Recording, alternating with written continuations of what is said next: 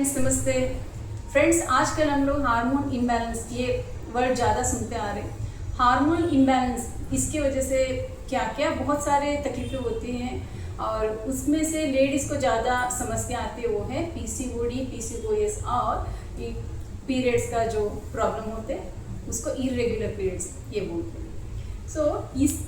ये समस्या को क्या हल है, कैसे हम लोग ये समस्या को निकाल सकते हैं, इस वीडियो में आज उसके बारे में बात करते हैं या जानकारी लेते हैं और उसके लिए क्या क्या करना, क्या क्या आसन कर सकते हैं उसका हम देखेंगे।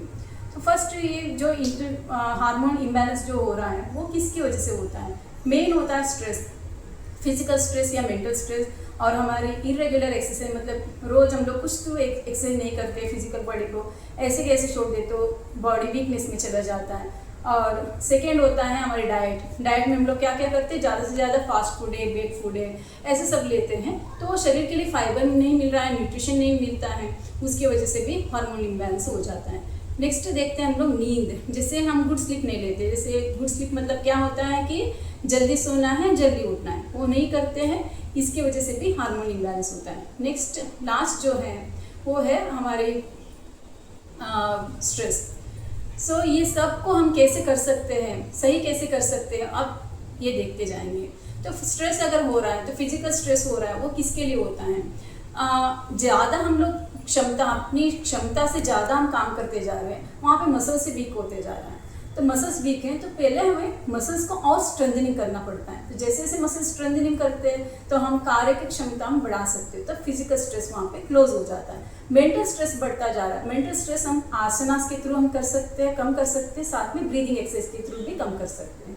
और डाइट में हम क्या क्या ले सकते हैं, डाइट में जैसे फाइबर ज़्यादा यहाँ पे अडॉप्ट कर सकते हैं। तो फाइबर में हम देखते हैं कि वेजिटेबल्स में ग्रीन लीफ वेजिटेबल्स जैसे पालक है, मेथी है या कैरेट, कैबेज, कॉलीफ्लावर, ऐसे हम लोग अपना सकते हैं। नेक्स्ट फ्रूट्स में एप्पल, गुआवा, बेरीज ले सकते हैं, ऑरेंज ले सकते हैं, ये इसमें ज़्यादा अच्छे से फाइबर आपको मिल जाता है। नेक्स्ट हम देखते हैं स्लीप कैसे होना चाहिए। नींद रात को एटलीस्ट 10 से 10:30 बजे तक सो जाना चाहिए और सुबह जितना हो सकता है उतना जल्दी उठ जाना चाहिए। तो जल्दी आप सो जाते हो, जल्दी उठ जाते हो, वहाँ पे जो ब्रेन सही तरीके से काम करने के लिए सबको वहाँ पे सजेशन मिलता है, मतलब बॉडी के सारे पार्ट्स को सही तरीके से काम करने के लिए वहाँ पे हार्मोन्स रिलीज होता है। वो हार्मोन सही से रिलीज हो गया तो इम्बैलेंस जो हो रहा है वो बैलेंसिंग में आके रुक जाता है। नेक्स्ट लास्ट में जो हम देखते हैं इरेगुलर एक्सरसाइज, थोड़ा बहुत तो हमें एटलीस्ट 10 या 15 मिनट हमें एक्सरसाइज करना पड़ता है। तो कौन सा एक्सरसाइज किसके लिए करना है वो पता नहीं। तो आज हम देख रहे हैं सिर्फ लेडीज़ के जो भी हैं, जो पीरियड्स के दौरान जो चलता है वो सब प्रॉब्लम्स के लिए आज हम देख रहे हैं। फिर आपको क्या क्या एक्सरसाइज करके और भी जो हार्मोन इम्बैलेंस के तरफ से जो तकलीफ हो रहा है, नेक्स्ट वो समस्या के बारे में अपकमिंग वीडियोस में हम देखेंगे। सो अभी हम देखेंगे क्या करना है, कौन से आसनास करके हम ये पीरियड्स में जो तकलीफें हो रहा है उसको सही कर सकते हैं वो देखेंगे। और मैं यहाँ पे इस्तेमाल कर रही हूँ 2 ब्रिक्स, ये ब्रिक्स यूज़ कर रही हूँ, साथ में एक दुपट्टा यूज़ कर रही हूँ। ये दुपट्टा आपके साथ रहना चाहिए और ये ब्रिक्स भी हो तो बहुत अच्छा है। ब्रिक्स के बदले आपके पास कोई बॉक्स है या बुक्स से ऐसे यूज़ कर सकते हैं, बट ब्रिक का परचेस कीजिए, ऑनलाइन में मिल जाता है, ब्लॉक भी बोलते हैं। थोड़ा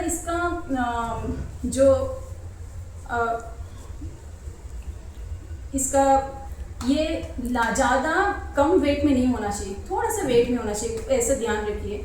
बहुत लूज वेट है, मतलब कम प्राइस में बहुत लूज वेट वाला मिलता है, लेस वेट वाला वो मत लीजिए, थोड़ा बहुत अच्छे से वेट होना चाहिए, ऐसे लीजिए, वो आपको हेल्प करता है। नेक्स्ट आप कई भी आसना, बहुत सारे आसनास करने में ये बहुत हेल्प करता है।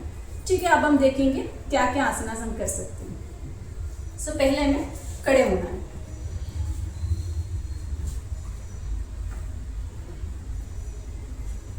सो मैट थोड़ा सा मैं दूर ले रही हूँ।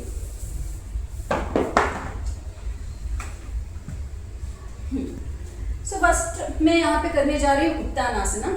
सो उत्तानासन मतलब फॉरवर्ड बेंडिंग। अभी हम देखेंगे, पहले आपको खड़े होना है टाड़ासन में, लाइक दिस।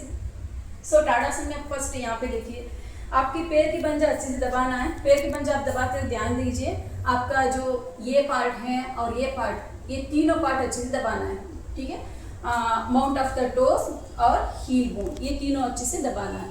ये तीनों दबाए हैं। फिर बाद में देखिए ये नीज थोड़ा सा अंदर की तरफ रोटेशन करेंगे, थाइस थोड़ा सा बाहर की तरफ रोटेशन करेंगे, और हिप्स जैसे अंदर की तरफ, पेट के अंदर की तरफ लिया है। फिर आपका ये पोजीशन है वो स्टेबल हो गया है, शोल्डर और बैक किया है, इसको टाड़ासन बोलते हैं। और यहाँ पे हमने दोनों हाथ ऐसे उठाए, दोनों हाथ उठाने के बाद में भी आपको पेट के अंदर रहना चाहिए, हिप्स अंदर की तरफ रहना चाहिए। फिर इन्हें सांसें लेंगे, एक्सेल डाउन।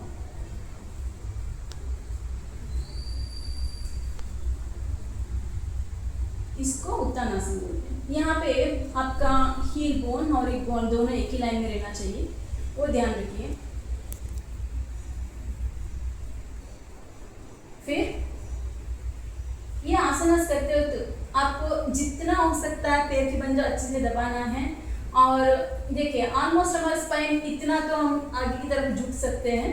फिर अगर आपको फ्लेक्सिबिलिटी ज़्यादा है तो आप ब्रिक ऐसे डायरेक्शन चेंज कर सकते हैं,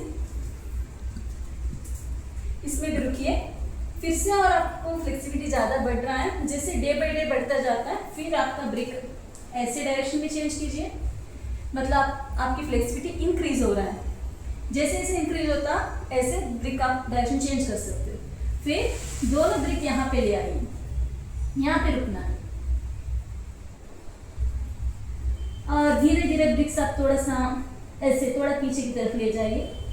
फिर आपकी स्पाइन एकदम स्ट्रेट रहना चाहिए।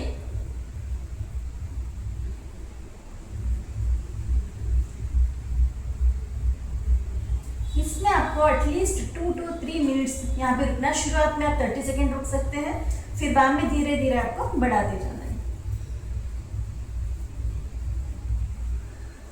सो इसमें क्या हो रहा है, आपका स्पाइन है,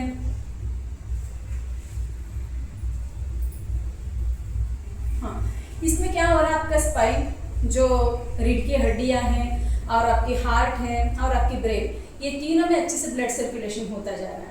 जैसे ब्लड सर्कुलेशन ज़्यादा बढ़ता है ब्रेन की तरफ, वहाँ पे ब्रेन सेल्स जो है वो वहाँ पे चैतन्य शक्ति बढ़ता है। जैसे घबराहट हो जाता है, बहुत जल्दी घबराहट हो जाते हैं, बहुत जल्दी डरना शुरू कर देते हैं, बहुत जल्दी मेंटल स्ट्रेस में जा रहे हैं, उनके लिए ये आसना बहुत हेल्पफुल होता है।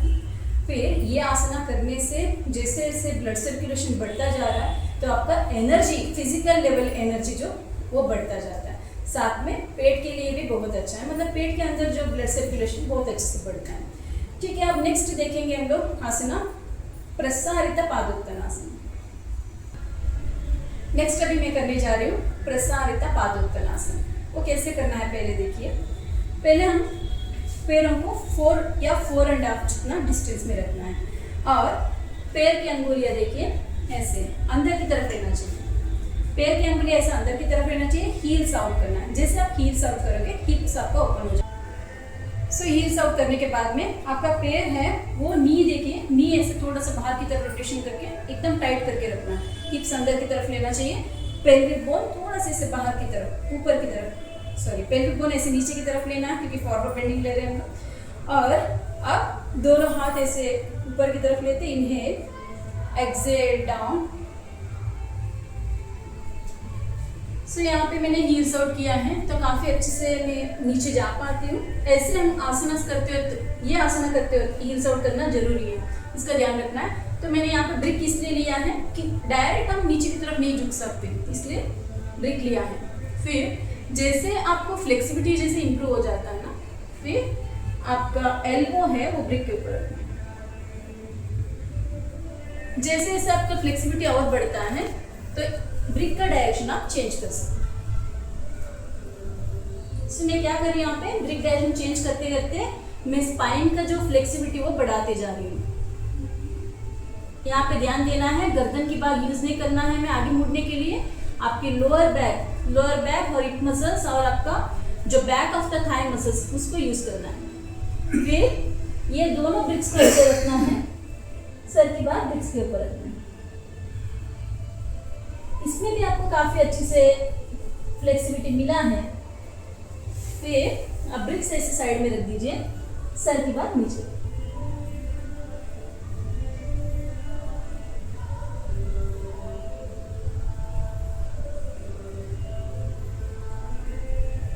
वापस आते वक्त दोनों हाथों को लेके वापस।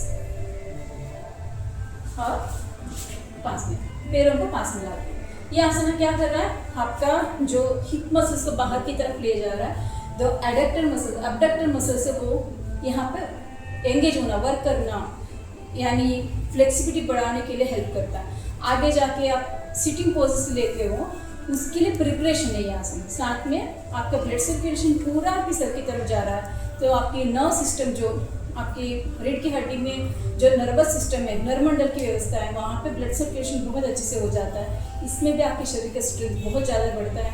साथ में आपका हील बोन से लेके हिप बोन तक स्ट्रेचिंग मिला है, तो उसकी वजह से भी ब्लड सर्कुलेशन पैरों में बहुत अच्छा हुआ है। साथ में फ्लेक्सिबिलिटी आपका आगे की तरफ अच्छे से बढ़ा है, उसकी वजह से भी ब्लड सर्कुलेशन बहुत अच्छा होता है, एनर्जी अच्छे से मिलती है। ओके, अभी हम देख रहे हैं नीचे बैठे बैठे सिटिंग पोज क्या क्या करना है। तो फर्स्ट मैं करने जा रही हूँ पश्चिमोत्तानासन। ये आसन हम करने से क्या फायदा होता है हम बाद में देखेंगे, पहले ये आसन कैसे करना है वो देखेंगे। फर्स्ट हम एक ही देखेंगे, एक दुपट्टा ले लेते और ये पास में रखिए पहले। अब दोनों हाथों को फर्स्ट हमें देखना है, हम जैसे बैठे हैं उसको कैसे सही तरीके से पहले एस्टेब्लिश करना है, जैसे हिप से, पैर की मसल से, वो सबको कैसे एस्टेब्लिश करना वो देखेंगे। पहले देखिए थाई मसल्स कैसे बाहर की तरफ रोटेशन करना है। जैसे बाहर की तरफ रोटेशन करते हो थाई एकदम फ्लैट हो जाता है, और नी आपकी जो नीचे का हिस्सा जो है बैक ऑफ द नी वो भी फ्लैट हो जाता है। आपके एचलेस टेंडन जो है टेंडन वो भी अच्छे से फ्लैट हो जाता है। जैसे फ्लैट हो गया आपका पैर का जो हिस्सा है वो अच्छे से एस्टेब्लिश हो जाता है। फिर आप हिलोगे नहीं, फिर आपकी पैर की अंगुली अपनी तरफ लेना चाहिए। जैसे आप पैर की अंगुली अपनी तरफ लेते हैं जो ये वाला मसल्स एंगेज हो जाते हैं। फिर हमें क्या करना है, दोनों हाथों को ऊपर की तरफ लेना है, इनहेल सांसें ले लेते हैं। और यहाँ पे देखिए इसका मैंने ट्रंक का हिस्सा जो है इसको मैंने बढ़ाया है, बढ़ाने के बाद में स्पाइन पूरा एकदम स्ट्रेट करके रखा है। और आगे झुकते हो तो हमें कैसे झुकना है, ऐसे झुकना है, ऐसे ही झुकना है। आगे झुकते हो तो हम लोग ऐसे झुकते जाएंगे तो ये कर्व बन जाएगा, आपका बैक कर्व बन जाता है, हेड नीचे की तरफ जाता है, गर्दन में ज़्यादा स्ट्रेच हो जाता है, लोअर बैक में स्ट्रेच ही नहीं मिलता है। लोअर बैक में स्ट्रेच नहीं मिलेगा मतलब आपके पेट के लिए कोई काम नहीं होगा।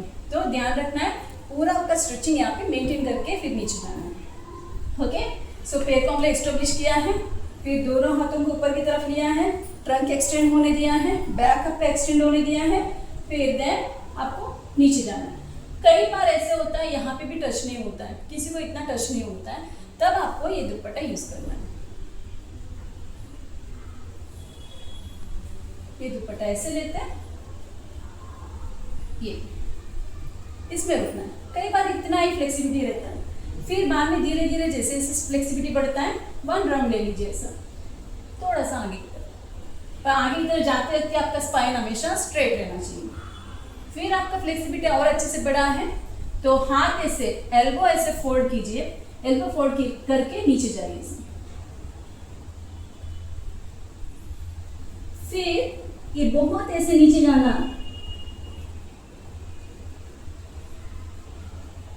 बहुत ऐसे नीचे जाना नहीं पाता है, किसी को तकलीफ होता है, तब आप एक ब्रिक यूज कर सकते हो। ब्रिक यहाँ पे रखिए, फिर सर की बाई यहाँ पे, जैसे सर की बात यहाँ पे रखा है, आपकी जो ये आपकी स्टमक एरिया है वो थाइस के ऊपर है, तो इतना ही हमें ज़्यादा यहाँ पे इम्पोर्टेंट होता है। तो यहाँ पे ब्रिक रखेंगे, आप चाहे तो शुरुआत में डबल ब्रिक रख सकते हो, आपके पास ब्रिक हो तो।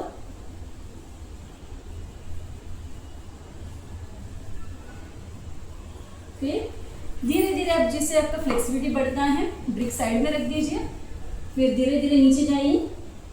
जैसे जैसे आपका फ्लेक्सिबिलिटी बढ़ता है, आपका हाथ यहाँ पे है जस्ट लाइक दिस, फिर धीरे धीरे आप हाथ जैसे उतारते जाइए, फिर धीरे धीरे एल्बो नीचे रखिए, फिर गो डाउन।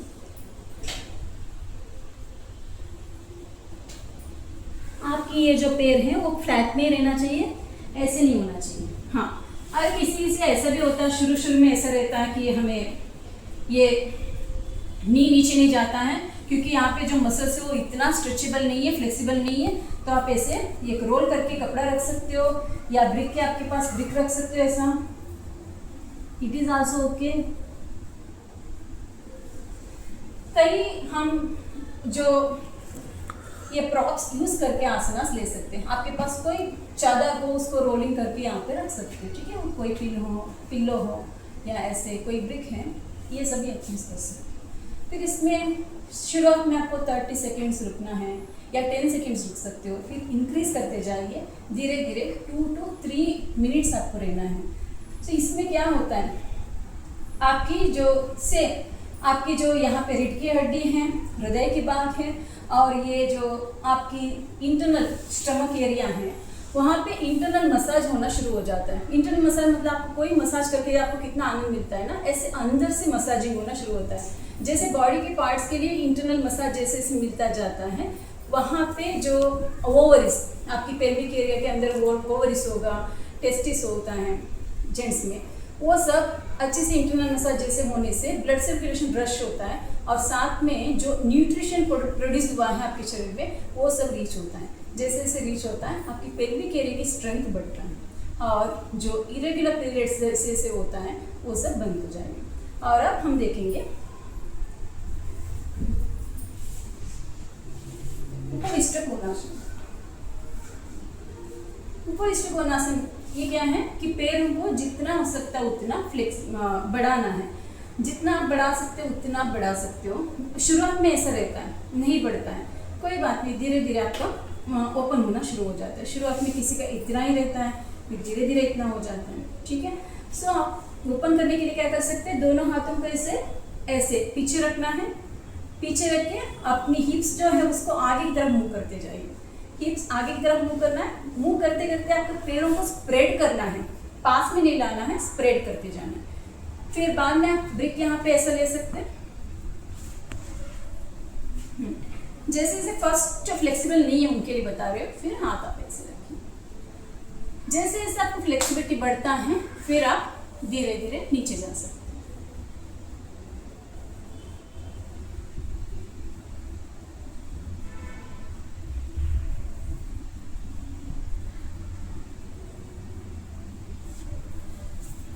धीरे धीरे आप नीचे जाके फिर ऊपर आ गए। इसमें भी आपको फर्स्ट 30 सेकेंड्स रुकना है, फिर धीरे धीरे इंक्रीज करते जाइए।